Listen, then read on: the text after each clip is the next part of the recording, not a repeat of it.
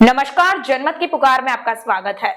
पूरी तरीके से भ्रष्टाचार में डूबी हुई है आम आदमी पार्टी, ऐसा कहना है दिल्ली प्रदेश कांग्रेस कमेटी के प्रवक्ता संजय बगड़िया का। जनमत की पुकार से बातचीत में उन्होंने भाजपा को भी आड़े हाथ लिया। उन्होंने श्री राम मंदिर, नोटबंदी, जीएसटी, बेरोजगारी, महंगाई, भ्रष्टाचार, महिला सुरक्षा जैसे तमाम मुद्दों पर भाजपा को कटघरे में डाला। सुनिए संजय बगड़िया को कि उन्होंने क्या कहा। नमस्कार, मैं आर के जायसवाल और आप देख रहे हैं जनमत की पुकार। मैं भी मौजूद हूं राजस्थली अपार्टमेंट में पीतमपुरा में, और हमारे साथ मौजूद है कांग्रेस के प्रवक्ता, दिल्ली प्रदेश कांग्रेस के प्रवक्ता संजय बगड़िया साहब। बगड़िया साहब, कैसे हैं आप? त्योहारों का सीजन चल रहा है। जायसवाल जी, बहुत बहुत नमस्कार। और आपके माध्यम से आपके दर्शकों को कल जो दीपावली का हमारा पर्व है, सबसे बड़ा पर्व है, उसकी हार्दिक शुभकामनाएं मेरी ओर से, मेरी पार्टी की ओर से, दिल्ली प्रदेश की ओर से, कांग्रेस पार्टी के तमाम पदाधिकारियों और कार्यकर्ताओं की ओर से सभी को दीपावली की हार्दिक शुभकामनाएं। नेताजी, अभी दिवाली मनी भी नहीं, लोग पटाखे छोड़े भी नहीं, प्रदूषण प्रदूषण हो रहा है।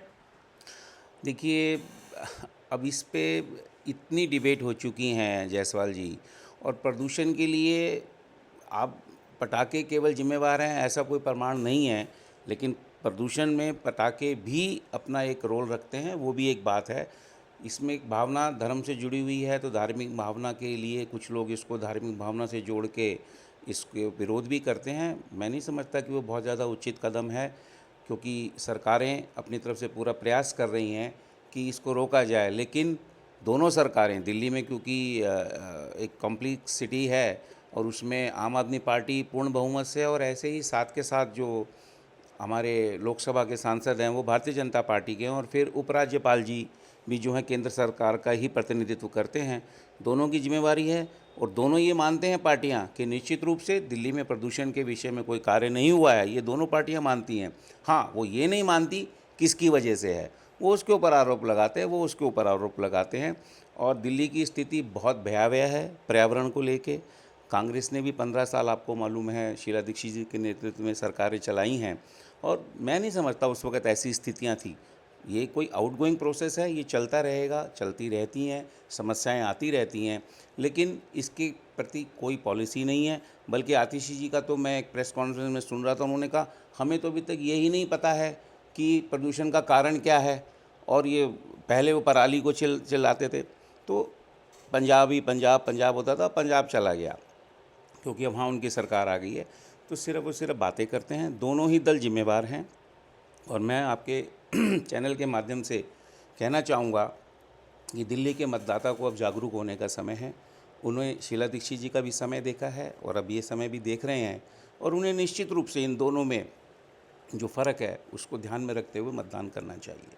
केजरीवाल जी भ्रष्टाचार को लेकर शीला दीक्षित को कोसते थे, कांग्रेस पार्टी को घोटालेबाज बताते थे, भ्रष्टाचारी बताते थे।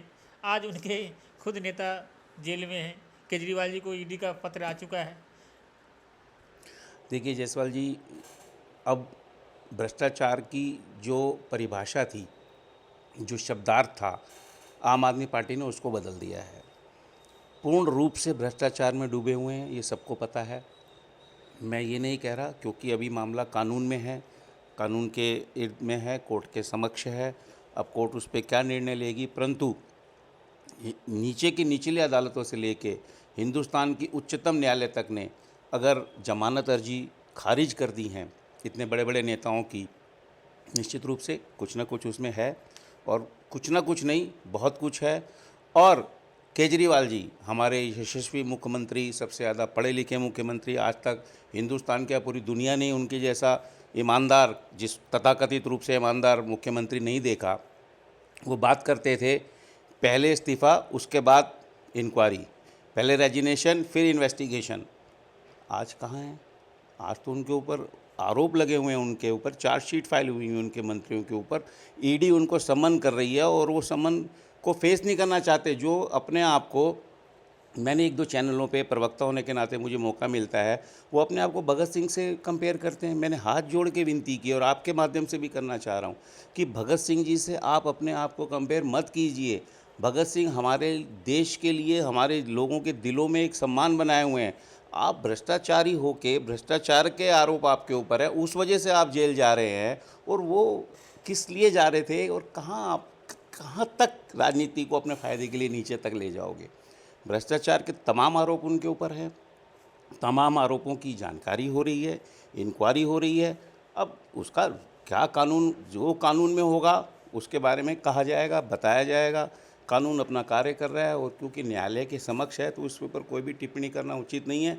लेकिन ये निश्चित है कि तमाम भ्रष्टाचार के जितने आयाम थे इस पार्टी ने तोड़ दिए हैं और भ्रष्टाचार की परिभाषा बगड़िया साहब चाहे जितना आरोप लगाते रहे हों, लेकिन खबरें आती रही हैं कि पार्टी के आपके सीनियर नेता गठबंधन को लेकर तैयार हैं। गठबंधन बल्कि अंदर अंदर हो चुका है। देखिए, गठबंधन पार्टी से हो रहा है, व्यक्ति विशेष से नहीं हो रहा है।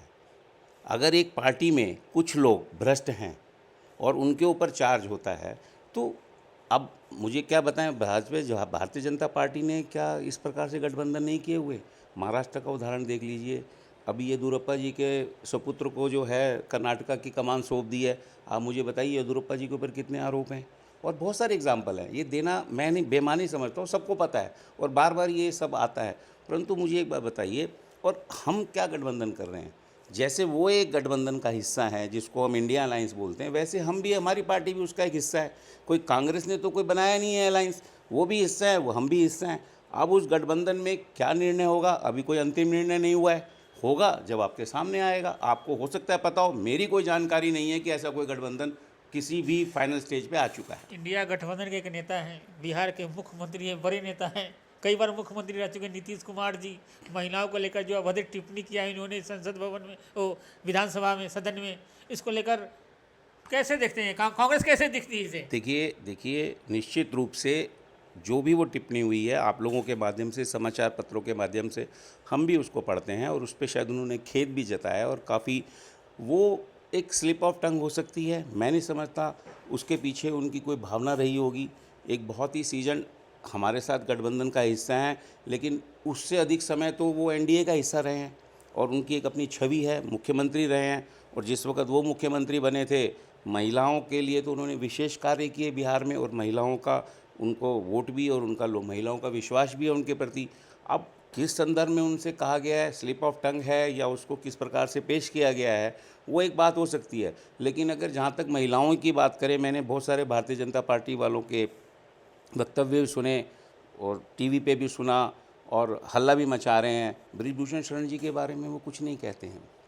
मैं इस बृजभूषण शरण जी और उनकी वजह से कि अगर नीतीश कुमार जी ने कोई गलत काम किया है तो बृजभूषण शरण जी की वो लेके मैं उनके गलत काम को समर्थन नहीं दे रहा हूँ, लेकिन उनके ऊपर तो बाकायदा हमारी देश की बेटियों ने, जो कि हमारे देश का गौरव हैं, उन्होंने बाकायदा उनके ऊपर तो आरोप लगाए हैं। लेकिन आप मुझे बताएं उसके विषय में क्या हुआ?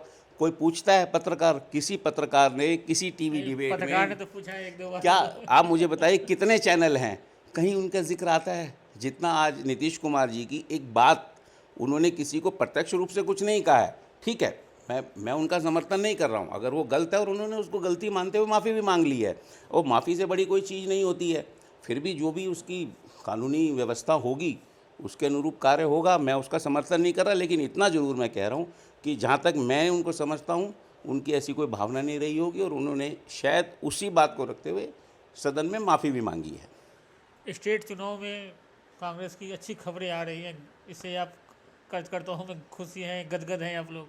देखिए, जहाँ तक 5 राज्यों के चुनाव की बात है, निश्चित रूप से कांग्रेस का जो वहाँ का नेतृत्व है, राज्यों का नेतृत्व इकाई हैं, वो बहुत मेहनत कर रहे हैं। इसमें कोई शक नहीं है कि वो बहुत मेहनत कर रहे हैं। और जिस प्रकार से उन लोगों ने क्षेत्र में जो राज्य की ज़रूरतें हैं, उन मुद्दों को चुनाव का मुद्दा बनाया है, ना कि जाति को मुद्दा बनाया है, जैसा कि दूसरे दल उसको बनाने का प्रयास कर रहे हैं।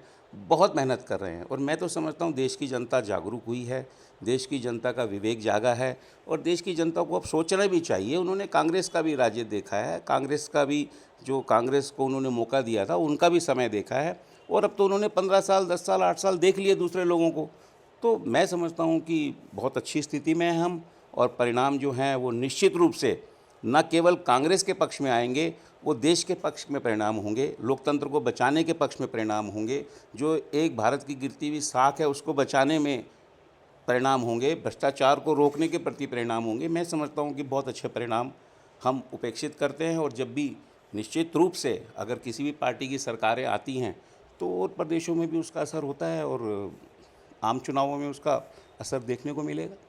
लोकसभा चुनाव सामने हैं और अब राम मंदिर बनकर भी तैयार, जो बहुत बड़ा सपना हुआ करता था कि राम मंदिर बनेगा, अब मंदिर बनकर तैयार है। तो वहाँ पर अपने आप को कहाँ रख पाते हैं आप जब लोकसभा चुनाव में? देखिए, राम किसके हैं? राम हम सबके हैं। मैं भी पूजा करता हूँ, आप भी पूजा करते हैं। लेकिन क्या आप जब पूजा करने जाते हैं, एक कंदरा में आप बैठे हुए हैं जहाँ पर आप कह रहे हैं मैं योग कर रहा हूँ, और वहाँ पे 8-8 10-10 कैमरे लगा के जाते हैं, तो क्या आप राम को पूज रहे हैं? नहीं। ये केवल और केवल दिखावे के लिए आप बात कर रहे हैं। और एक बात और मैं बता दूं, ये जो लोग भी, मैं पर्टिकुलरली नाम नहीं लेना चाहता, लेकिन जो लोग भी ये कह रहे हैं कि राम के ऊपर अपना कॉपीराइट जताने की कोशिश कर रहे हैं ना, वो राम को मानते हैं, राम की नहीं मानते। अगर राम की मानते ना तो ये नफ़रत का बाज़ार जो फैलाया हुआ है ना, इतना ये नफ़रत, राम ने तो इतना बड़ा संदेश दिया। मुझे बताइए कि दुनिया के इतिहास में, आज तक के इतिहास में, नर और वानर की दोस्ती कहीं है? जो शख्स राम, हमारे प्रभु राम, वानर के साथ दोस्ती करने का आपको एक वो दे रहे हैं कि वानर के साथ भी आप अपना मित्रता रखें, और आप यहाँ आदमी आदमी में, जाति जाति में भिड़वा रहे हैं, तो आप एक प्रपंच फैला रहे हैं, लोगों की भावनाओं के साथ खेल रहे हैं। उसमें कहीं ना कहीं अब मुझे जानकारी कहाँ से मिलेगी? आप लोगों से मिलेगी। अब उसमें मैं कोई आरोप प्रत्यारोप नहीं लगा रहा। मगर राहुल गांधी भी जनेऊ टांग के जाते हैं मंदिर में पूजा करने, कई बार वीडियो आया है। नहीं, वो जनेऊ टांगने व्यक्तिगत रूप से नहीं जाते। अगर आप किसी स्थान पे गए हैं, किसी राज्य में गए हैं जहाँ पर आप प्रचार के लिए जा रहे हैं, उस वक्त मीडिया अपने आप आता है। पर ये तो नहीं कि मैं रोज़ पूजा करने जाता हूँ और मैं जा किस लिए रहा हूँ, मैं शांति के लिए जा रहा हूँ जी, मैं 10 दिन जो है गुफा में रहूँगा, कुछ नहीं खाऊँगा, कुछ नहीं पीऊँगा, और वहाँ पर भी कैमरे लगाए हुए हैं। अभी केदारनाथ मंदिर का मैं सुन रहा था एक यूट्यूब पे, आजकल यूट्यूब पे, कि वो प्रचार दिखा, वो सोने के बारे में जो केदारनाथ मंदिर में लगा, उसके बारे में भारतीय जनता पार्टी शांत है, बोलती नहीं है।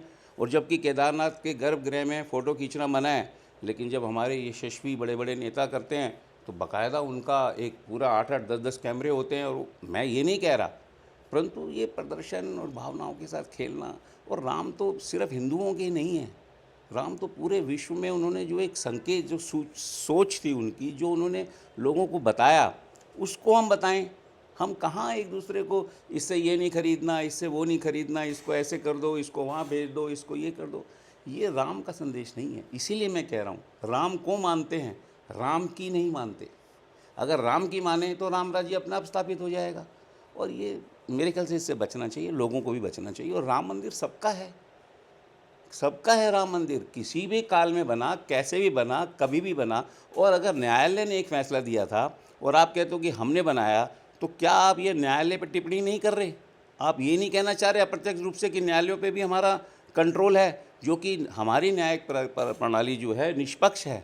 उन्होंने एक फ़ैसला दिया, ठीक है, उस फैसला सबको मान्य है। ये कहना कि हमने करवाया, ये न्यायालय का भी अपमान है, अवमानना है, और लोगों की भावना के साथ भी, जो न्यायालय के प्रति हमारी है, उसके साथ भी खिलवाड़ है। बगड़िया साहब, किन मुद्दों को लेकर लोगों के बीच में जाएंगे आने वाले लोकसभा चुनाव में?